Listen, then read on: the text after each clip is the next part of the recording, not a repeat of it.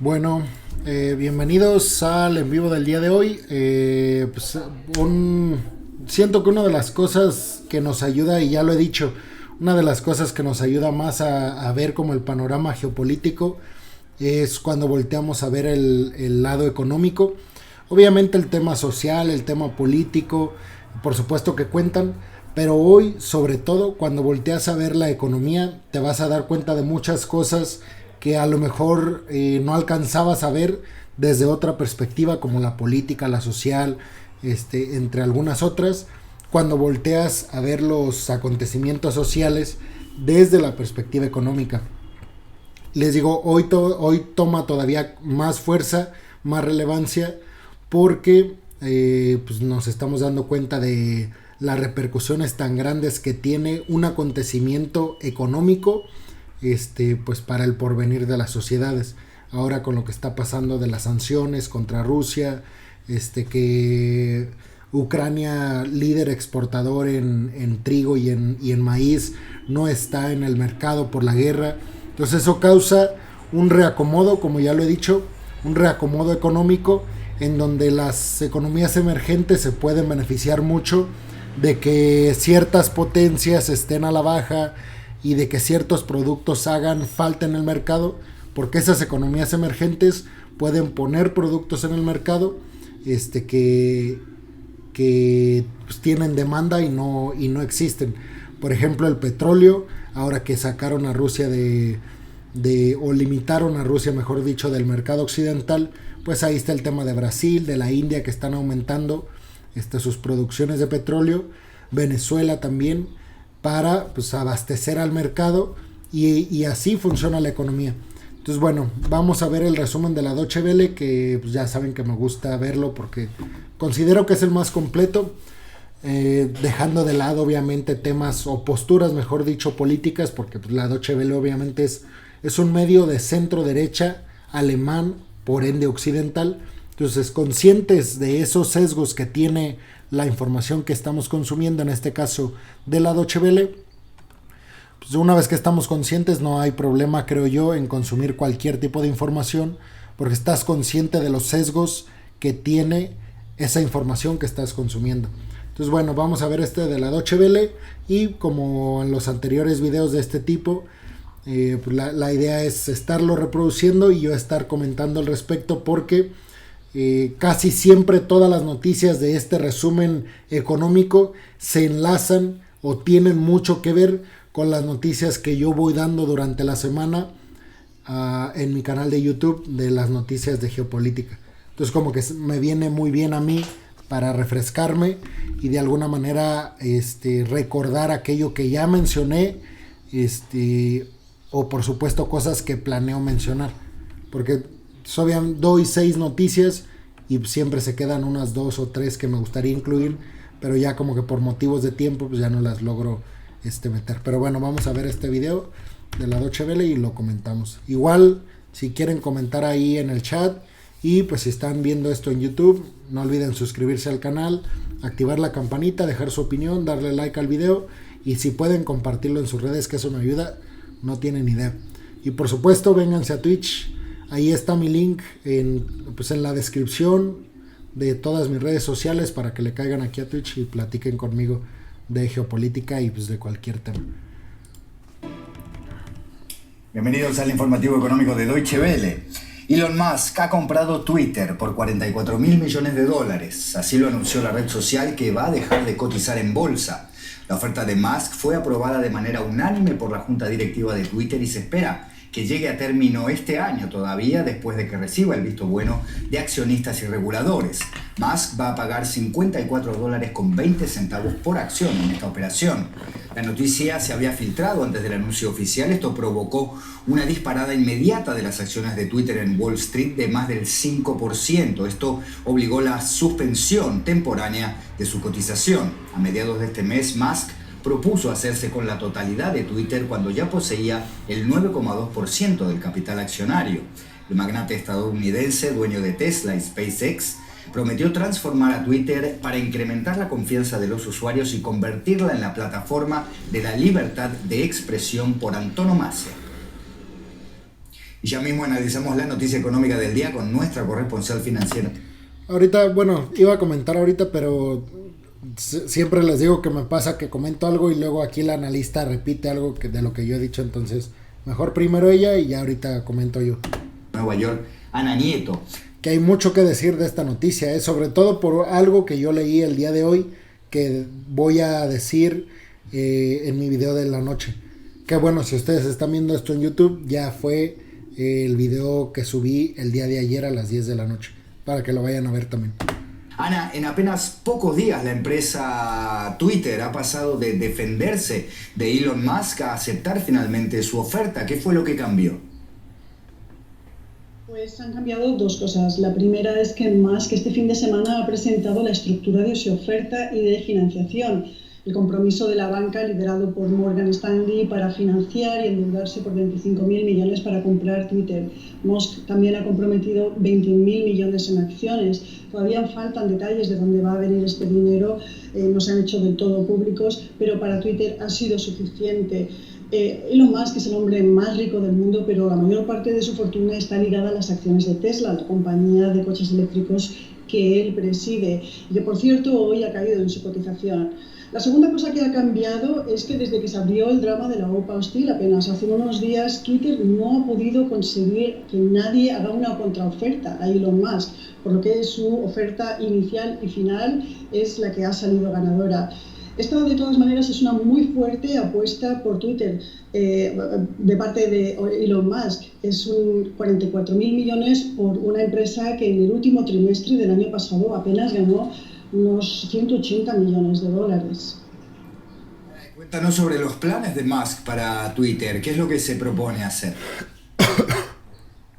Pues no se sabe gran cosa porque él lo que ha dicho es que quiere que Twitter se convierta en un foro sin restricciones para la libertad de expresión en el que no haya bots o spams, que se tenga el algoritmo abierto, que no haya sesgos, algo que realmente ha sido muy aplaudido por la derecha, por el Partido Republicano de este país, que está viendo la posibilidad de que el expresidente Donald Trump vuelva a Twitter.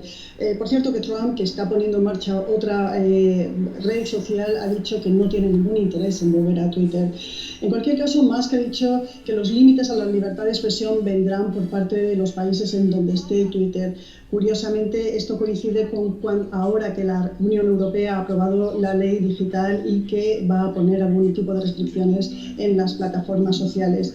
Musk de momento no tiene ideas, pero no tiene un plan. Ni siquiera se sabe si va a estar al frente de la empresa. Él ya dirige otras empresas, Tesla, SpaceX, The Boring Company. Todavía falta mucho por saber qué va a pasar con Twitter. Pendientes estaremos de estas decisiones, también de si Twitter permite la reaparición de Donald Trump en la red. Muchas gracias, Ana Nieto, en Nueva York. Hasta la próxima. Gracias, Andrés. Bueno, antes de seguir, pues voy a dar una opinión al respecto. Aquí hay como que dos cosas, unas a priori de esta noticia, o sea, de que la estamos escuchando, y otra, pues la voy a ligar con la noticia que preparé, que vi el día de hoy para mi video de geopolítica.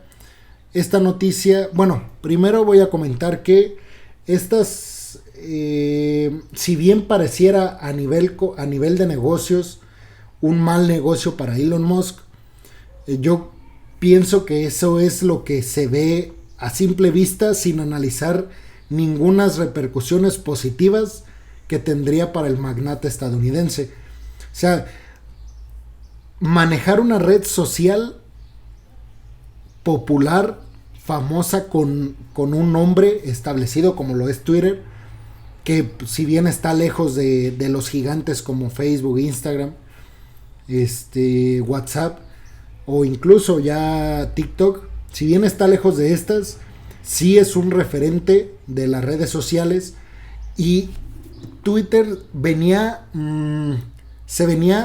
tratando de reestructurarse ya porque la caída era inminente. Acuérdense que cambiaron de CEO y vinieron un montón de cambios estructurales en la empresa para buscar revertir esta caída de usuarios a raíz de esta censura por parte de varias redes sociales, no solamente Twitter, para Donald Trump. O sea, muchos lo vieron como una amenaza, esto de la censura, y pues decidieron dejar la plataforma. Eso pasó pues hace 2-3 años. Entonces pasa esto y yo no creo que Elon Musk, siendo el hombre más rico del mundo, siendo dueño de SpaceX y de Tesla, yo no creo que él no se dé cuenta de que a niveles comerciales aparentemente no es un buen negocio, pero yo creo que las intenciones, y ya entrando a relacionarlo con temas geopolíticos, yo creo que a niveles geopolíticos significa muchísimo para un hombre multimillonario de la talla de Elon Musk tener una red social así de popular para influir en la sociedad. Es algo que le han criticado enormemente a Mark Zuckerberg y que el gobierno estadounidense ha intentado por todos los medios quitar este monopolio que tiene Mark Zuckerberg de Instagram, Facebook y WhatsApp, que son como las redes más poderosas a nivel mundial. Entonces, obviamente para los magnates significa muchísimo tener el control de la información. Aunque Elon Musk diga que va a ser una aplicación libre de censura y el algoritmo abierto y un montón de cuestiones, inclusive así cabe la manipulación como una herramienta con la cual puede penetrar el dueño de esta empresa a las sociedades. O sea, inclusive la idea de una libertad de expresión construida por el dueño de esa empresa que va con la bandera de libertad de expresión es un tipo de hegemonía. Y finalmente, pues es una hegemonía que se queda en Estados Unidos, aparentemente, porque aquí entró la noticia que yo di, y es que una periodista del New York Times tuiteó cuestionándose sobre el papel que juega China ahora, porque China es uno de los principales socios, China como el Partido Comunista Chino, pues es uno de los principales socios de Elon Musk, de Tesla. China para Tesla es el segundo mercado más importante de la compañía después de Estados Unidos. O sea, el segundo lugar donde vende más autos Tesla es China. De hecho, tiene muchísimas fábricas en China y tiene además como que estos contratos debajo de la mesa que le han permitido a Elon Musk abrir compañías en China y en una de las regiones más criticadas por todo el mundo, que tiene que ver con la represión por parte del gobierno chino para ciertas comunidades que regularmente o típicamente son musulmanes. Entonces, bueno, encontramos este tweet de la periodista del New York Times. De hecho, no sé si quieran ver la nota, pero a ver, déjenme, es que no me acuerdo si fue en RT o en Sputnik. Creo que fue en RT. Para que no piensen que me estoy inventando todo. Y de hecho, otra vez es un medio ruso, o sea, para que no digan que uno consume pura información occidental. Entonces, bueno, influencia de Pekín a la plaza pública.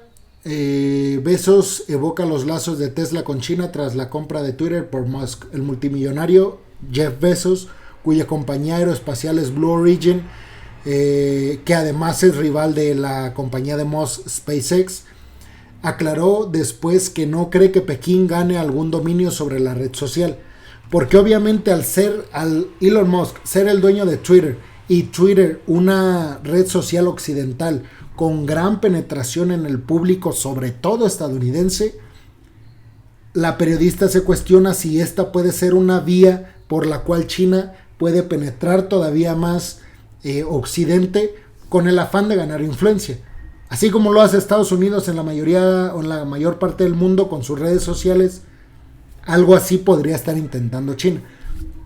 Y dice, Tras el acuerdo de adquisición de Twitter por Elon Musk alcanzado este lunes, el fundador de Amazon y Blue Origin, Jeff Bezos, ha llamado la atención sobre un tuit de Mitchell Forrester, reportero de investigación del New York Times, en el que acuerda la importancia del mercado chino para Tesla, al tiempo que sugiere que Pekín podría obtener influencia sobre la plataforma tras la compra de la red social por el empresario. Interesante pregunta. ¿Acaba de ganar el gobierno chino un poco de influencia sobre la plaza pública? Plaza pública, bueno, creo que aquí lo dice, pero hace referencia a este concepto al mercado, pues al mercado occidental, al entrar a la opinión pública occidental. Tuiteó Bezos en referencia a Twitter, calificada por el propio Musk como la plaza pública digital, y el reciente acuerdo de adquisición de la red social alcanzado por ambas partes. Sin embargo, el empresario aclaró después que su propia respuesta a la pregunta sería que probablemente no, y dice que el desenlace más probable en este sentido es la complejidad para Tesla en China, en lugar de la censura en Twitter, señaló. Pero ya veremos. Musk es extremadamente bueno en la navegación de este tipo de complejidades, dijo Bezos. En su publicación, Foresight recuerda que en 2021 China fue el segundo mercado más grande de Tesla y que los fabricantes de baterías chinos son los principales proveedores de los autos eléctricos de la compañía. Después de 2009, cuando China prohibió Twitter, el gobierno no tenía casi ninguna influencia sobre la plataforma. Eso puede haber cambiado, insinuó el reportero. Este lunes Twitter anunció que había llegado a un acuerdo definitivo con Elon Musk sobre la compra de la compañía por aproximadamente $44 mil millones, partiendo del precio de $54,20 por acción en efectivo. Una vez completada la transacción, la plataforma se convertirá en una empresa privada. Entonces, bueno, uno se puede ir con la idea de que Twitter ya va a ser totalmente libre, ¿no? Pero desde el concepto de libertad, ¿de quién? De Elon Musk. O sea, si antes, por ser una empresa que estaba en el mercado de la bolsa de valores, en las acciones, digamos que era una plataforma más abierta al capital privado, obviamente. Hoy ya Musk no la quitó de la bolsa, ya no tendrán las personas derecho a comprar acciones en Tesla, y por ende no habrá accionistas mayoritarios, minoritarios, que tengan más o menos acciones, y que una decisión, por ejemplo, de censurar a una persona ya no tendrá que ser aprobada por varios miembros, únicamente estará Musk. Entonces, lo que yo digo es, ok, puede ser que Elon Musk tenga las mejores intenciones de que la plataforma sea totalmente libre y no haya nadie que lo controle el algoritmo, y que no haya bots, y que no haya que haya cero censura y 100% libertad de expresión. El concepto de censura y el concepto de libertad de expresión es el de Elon Musk, y eso es lo peligroso. Y yo también creo que yo no creo que China gane influencia en Occidente por medio de Tesla, Elon Musk, en Twitter. Lo que más bien creo es lo contrario, que con esta adquisición y teniendo tan cercana la relación de Elon Musk con China, Estados Unidos podría meterse por ahí. Ustedes saben que Estados Unidos siempre está con sus tentáculos ahí intentándose meter por todos lados, y no creo, sería muy ingenuo pensar que Estados Unidos no tiene todos estos movimientos muy en el foco, muy en el ojo.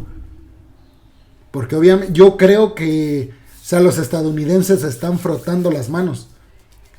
Sobre todo los republicanos, sobre todo ellos. Porque los demócratas inclusive se han peleado con Elon Musk.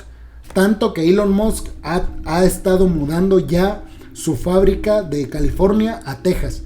California un estado demócrata y Texas un estado republicano. Todas estas cuestiones hay que verlas. O sea, aparentemente no tendría nada que ver que Musk se quiera mudar a Austin, a Texas, de California, pero vemos que tiene una fuerte connotación política y hasta geopolítica. Entonces, Yo más bien creo que los republicanos están viendo en Musk una oportunidad para desestabilizar más China. Yo creo. Pero digo, yo creo que los que no piensen eso pues son un poco ingenuos, en el sentido de que pueden pensar que Estados Unidos no está ni volteando a ver las acciones de Elon Musk con Twitter, pero yo creo que es todo lo contrario y están muy metidos en todo esto. Precisamente porque si un periodista del New York Times se lo cuestiona, ¿ustedes creen que no se lo cuestiona el Pentágono? Por supuesto. Y ellos ya tienen armada la estrategia para intentar meterse en China y desestabilizarlo. Pero bueno, eso solo el tiempo lo dirá. La realidad es que hoy una persona gana muchísimo poder como Elon Musk y manejará mucho de la agenda de aquí en el futuro. O sea, estaremos hablando, las personas que tenemos Twitter, estaremos hablando cada vez más de lo que quiere que hablemos Elon Musk. Ese es mi punto de vista. El Instituto Internacional de Estudios para la Paz de Estocolmo, el CIPRI, ha publicado un informe que refleja el aumento del gasto militar global en 2021, a pesar de haber sido un año dominado por la pandemia. Se espera que la inversión en armamento siga creciendo este año y el año próximo a causa de la guerra en Ucrania. Por primera vez, la inversión en armamento superó los $2 billones. Estados Unidos está manteniendo su incontestable liderazgo con el 38% del gasto mundial, poco más de $800 mil millones. China es escolta con $293 mil millones. No hay datos oficiales, porcentaje del 14%. Siguen India, Reino Unido y Rusia con el 3,1% del total. Brasil es el primer país latinoamericano en el puesto 17 de la lista global. Le siguen Colombia, México y Chile en la región. A ver, aquí no... Unido y Rusia. A ver, ahí va. Esto siga creciendo este año y el año próximo a causa de la guerra en Ucrania. Por primera vez, la inversión en armamento superó los $2 billones. Ok, global. Estados Unidos está manteniendo su incontestable liderazgo con el 38% del gasto mundial, poco más de 800. Ah, ok, pensé que el 38% del PIB de Estados Unidos, dije que, pero ya, ok. Gasto militar en el mundo. Ok, ya. Ajá. En el 2021, del total, el 38% lo invirtió Estados Unidos. No es que Estados Unidos gasta en poderío militar, pero es que uno pensaría que es para mantener su ejército. Y sí, pero también lo es para mantener todas y cada una de las bases militares que tiene alrededor del mundo, que son incontables y que rodean a Rusia y a China. O sea, las personas que dicen es que Rusia no quiere que Estados Unidos tenga misiles apuntando hacia Moscú, ya los tiene. Lituania y Letonia son parte de la OTAN. O sea, ese no es el argumento real de Putin para invadir Ucrania, porque ya hay misiles de la OTAN en sus fronteras. Y en gran parte pues tiene que ver ese gasto militar increíble que hace Estados Unidos. Que digo, la sociedad estadounidense nunca se ha quejado, porque entienden muy bien que el gasto militar significa mantener la hegemonía mundial. Y como yo siempre los he dicho, o sea, republicanos y demócratas no se pueden ni ver, pero cuando es en el tema internacional, en política exterior estadounidense, rara vez discrepan, y lo estamos viendo con, por ejemplo, Joe Biden en su envío masivo de armamento y poderío militar a Ucrania. No recibe ni un quejido por parte de los republicanos, porque de las fronteras de Estados Unidos hacia el exterior, republicanos y demócratas casi siempre están de acuerdo, porque ambos ven que Estados Unidos necesita mantener esa hegemonía. En el interior, pues sí, son un desastre y uno es negro y el otro es blanco y totalmente opuestos. Pero en el tema exterior, Estados Unidos logra un consenso muy fuerte en la Cámara de Representantes de Estados Unidos entre demócratas y republicanos. Uno de esos censos, sin cuestionar nada, es el gasto militar estadounidense, que cada año aumenta y aumenta. y que pues tiene la intención de contener a Rusia y a China. Entonces vean, por ejemplo, Rusia gastó 2, y tantos %, Estados Unidos 38%. Increíble, es inimaginable la cantidad de millones de dólares que invierte Estados Unidos en su ejército con el afán de mantener esa hegemonía. Porque a ver, ustedes pueden decir que la economía, la política, la sociedad, lo cultural, por supuesto que influye para mantener la hegemonía, pero lo que más influye es que Estados Unidos tiene bases militares por todo el mundo y eso le manda un mensaje a los países de que si hacen algo que no le gusta o no van a favor de los intereses de un mundo controlado por los Estados Unidos, inmediatamente se ataca. O sea, hay una manera de responder y esas maneras están ahí, cerca de cada uno de los países. En África, en Medio Oriente, en Europa, en América del Sur, en América Central, en América del Norte, en Asia, en todos lados y no solamente se va, o sea, no se ve que este panorama vaya a cambiar y que disminuya tanto la inversión en el ejército estadounidense como la apertura de nuevas zonas o bases militares o el reforzamiento de las que ya existen. Por ejemplo, noticias que he dado anteriormente con respecto a Corea del Sur y con la llegada de la derecha a la presidencia, obviamente están a favor, súper a favor de que Estados Unidos ponga más armamento y más poderío militar en las bases que tiene en Corea del Sur y en Japón, con el afán de contener a China y a Pyongyang, Corea del Norte.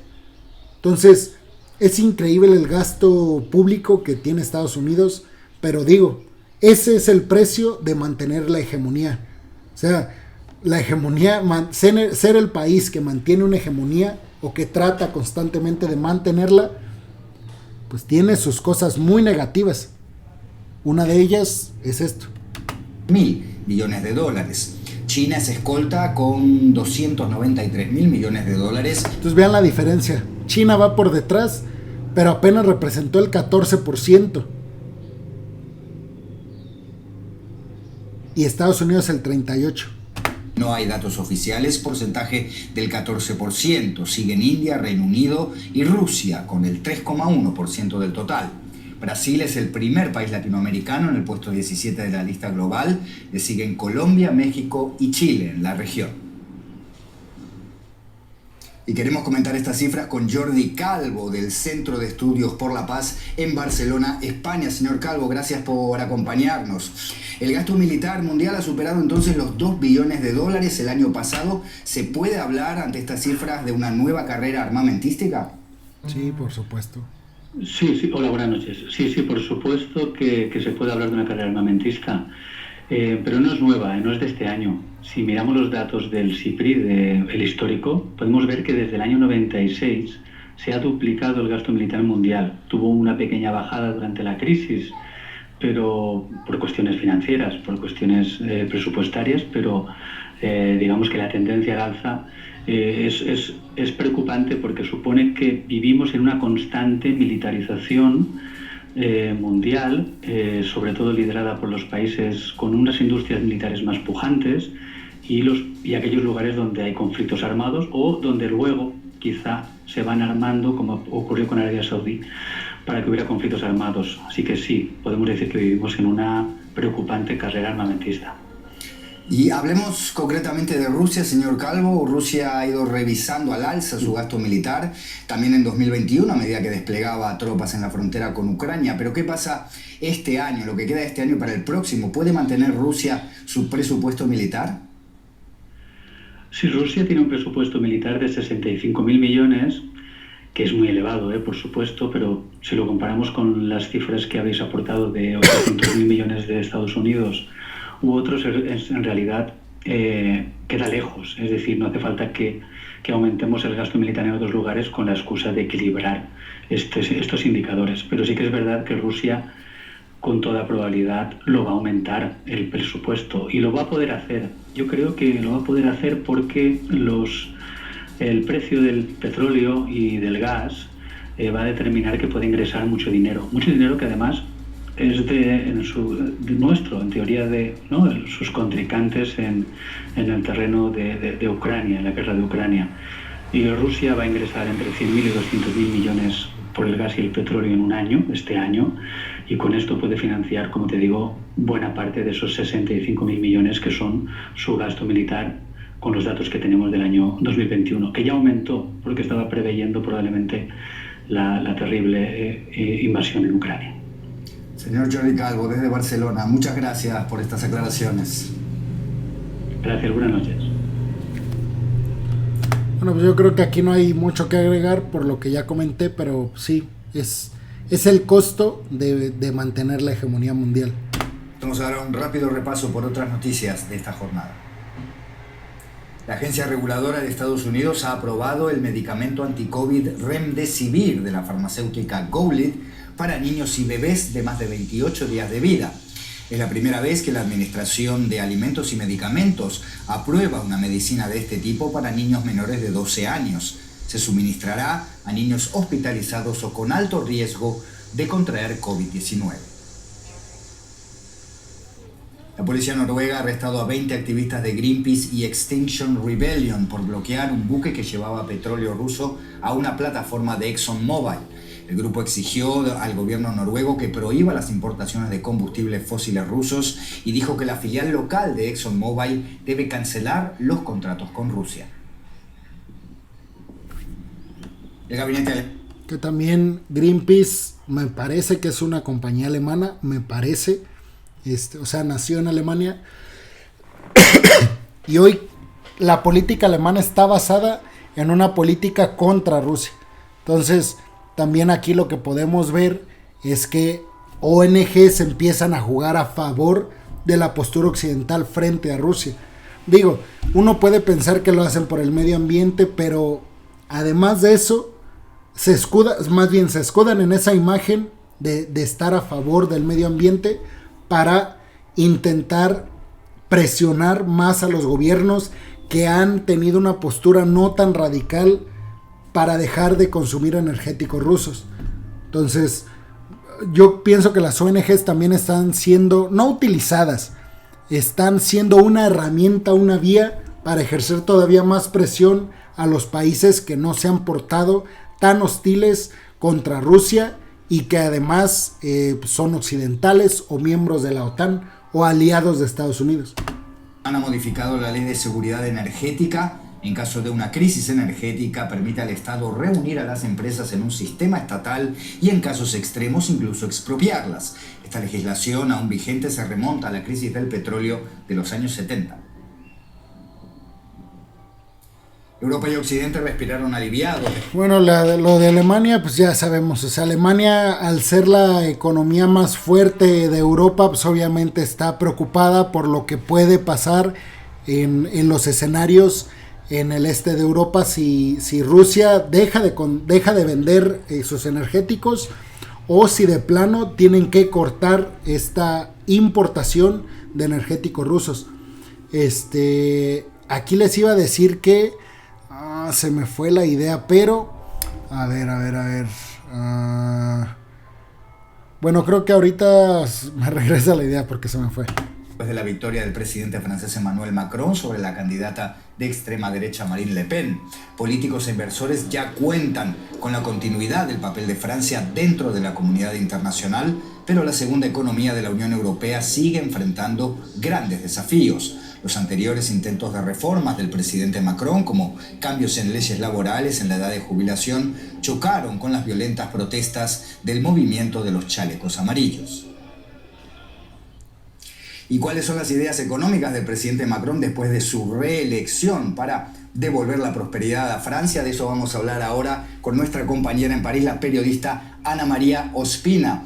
Ana María, el presidente de Francia, Emmanuel Macron, fue reelegido, 58% de los votos, Marine Le Pen un 42%. La extrema derecha sigue llegando a la segunda vuelta de las elecciones francesas y cada vez gana más porcentaje. De hecho, el 42% de Le Pen fue el porcentaje mayor de la extrema derecha en su historia. Y si no se detiene esta tendencia, podemos imaginarnos que en una o dos elecciones más van a llegar finalmente al Ejecutivo. Cuéntanos qué tiene que hacer Macron, qué resultados económicos tiene que presentar. Que también los resultados de Macron no han sido del todo malos, pero la economía francesa iba en declive, y de hecho aquí les recomiendo un video de VisualPolitik que yo vi, me parece que hace 2 días, el viernes, donde hablan precisamente de la figura de Macron. No, fue ayer lo sacaron. Entonces, si ustedes lo buscan ahí en VisualPolitik, se van a dar cuenta, porque lo hacen muy bien ellos, son increíbles para dando estos resúmenes, y hablan precisamente del papel de Macron en la política interior francesa en cuanto a lo económico, y no ha sido del todo mala, para nada, sobre todo si tomamos en cuenta que la economía francesa venía en declive terrible antes de que él asumiera el cargo, y además pues que se cruzó una pandemia, y hay que recordar que Macron tiene 5 años, o sea, 5 años reelegido, es además el primer presidente francés en la historia que es reelegido. Entonces 5 años más de Macron, y pues obviamente la OTAN y los aliados occidentales respiran aliviados, porque eso pues va a permitir que continúen los planes que tiene Occidente en contra de Rusia. Para que la extrema derecha no llegue al poder en Francia.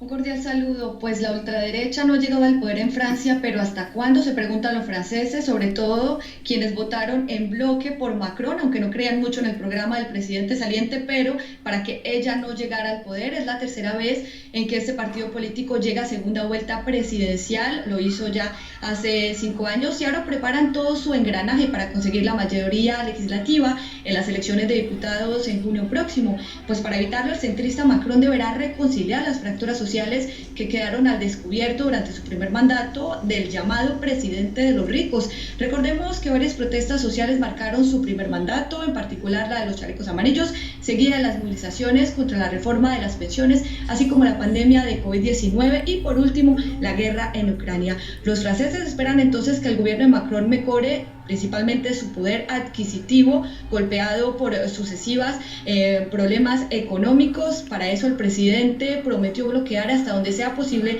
el precio del gas, de los carburantes y de la luz, además de mantener la llamada prima Macron, que consiste en dar una bonificación a los empleados cuyo salario mínimo mensual sea muy bajo.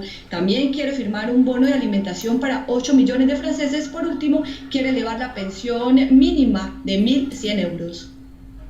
Ana María Ospina, desde París, gracias por estas informaciones. Hasta pronto. Fue el informativo económico por... Y bueno, pues eso fue hasta el día de hoy la información que se tiene. Ya hoy no tengo tiempo de hablar de un tema que está, pero más que candente, seguramente lo haré el día de mañana, es con respecto a que se está hablando, y no he tenido de revisar bien la noticia porque he estado muy ocupado, pero se dice que ya Vladimir Putin cortó oficialmente el suministro de gas a 2 países. No sé si de gas, de petróleo, de carbón, pero ya lo cortó a 2 países porque no pagó en rublo. Entonces, vamos a ver cómo se va poniendo la cosa. Me parece que fue Noruega y... No, o sea, estoy mintiendo, no sé.